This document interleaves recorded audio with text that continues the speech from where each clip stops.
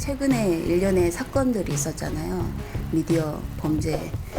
그런 것들 보면 우리 아이가 그렇게 될 수도 있고 노출이 될 수도 있고, 그러니까 이 아이들을 어떻게 보호해야 될까? 미디어 넘쳐나는 정보 속에 학교에서 좀 미디어를 어떻게 분별하고 어떤 시각으로, 비판적인 시각으로 걸러내야 될지, 그런 것들을 조금 교육하는 시스템이 이루어졌으면 좋겠고, 중학교 아들이 이제 핸드폰이 없다가 학교를 입학을 앞두고 보니 너무 이제 없는 아이가 너무 이제 소외되는 느낌이 드는 거예요. 이 애들끼리의 소통도 잘 안 된다는 얘기도 많이 들리고, 뭐 이런저런 뭐 규칙도 세워보고 얘기도 나눠보고 해서 해주긴 했는데, 갑자기 방학이 길어지다 보니 너무 스마트폰 중독 방지 관련해서 교육도 하고 그러는데, 제가 느끼기에는 아이들이 그렇게 할 수밖에 없는 건 그거 외에 다른 걸 할 수 있는 게 없기 때문이에요. 근데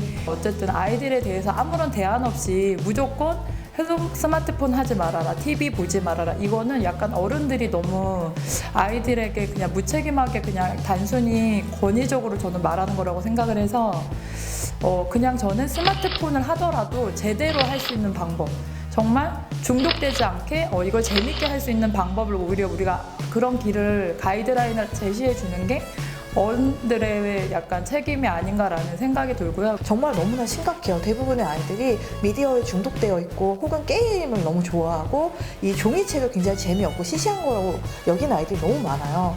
그런데 지금 정부에서 이렇게 교육부에서 하고 있는 게 오히려 독서를 더 지원하는 게 아니라 더 줄이는 방향으로 되고 있다는 염려가 좀 들어요. 그래서 저는 개인적으로 뭐 여러 가지 바우처가 많잖아요. 그 아이가 있는 가정에 한해서 도서 구매 바우처 같은 것을 주는 건 어떠할까? 보니까 이제 그 그림책이 단순한 그림으로만 된 책이 아니라 이 이야기를 입체적으로 끌어내고 아이들이 상상할 수 있는 영역이 엄청 넓더라고요. 그게 이제 우리 아이뿐만 아니라 모든 아이들에게도 미디어가 아니라 이 그림책으로 조금 연결이 되는 소통의 창구가 되었으면 좋겠다는 생각으로 활동을 하고 있습니다. 예. 읽어주고 들으면서 그 그림책 주제에 관한 이야기를 서로 자신의 경험 같던 걸 나누면서 아픈 사람, 상처받았던 이야기를 한 사람은 위로해주게 되고, 또 내가 고민됐던 것들은 서로 나누게 되면서 여기서는 되게 따뜻하고 안전하다는 느낌을 많이 받았고, 여기 이 공간이 이제 애월 교육협동조합 이음 공간 안에 이제 조그맣게 이제 그리고 서점을 제가 운영을 하고 있고, 이 교육협동조합은 경계 없는 마을 학교를 목토로 이제 좀 시골 지역의 이제 문화소외 지역인데, 이제 그런 아이들한테 혜택이나 이제 균형도 맞추고 마을이 학교다 하는 취지로 마을 전체가 이제 아이들을 키울 수 있는 그런 마을로 이제 만들었으면 하는 마음에 이 교육협동조합을 운영하고 있습니다.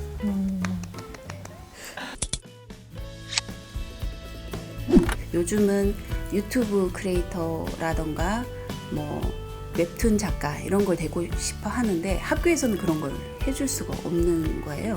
뭐 어린이 예술 창작소 이런 것들 해서 좀 장기적으로 뭐 단기간에 끝나고 그런 수업들은 있으나, 이제 장기적으로 아이의 취미와 장래의 직업이 될 수 있는 것들을 개발해 줄 수 있는, 아무래도 아이가 태어났을 때 그 아이가 기관에 가기 전까지 많은 엄마들이 독방 육아를 하고 있어요.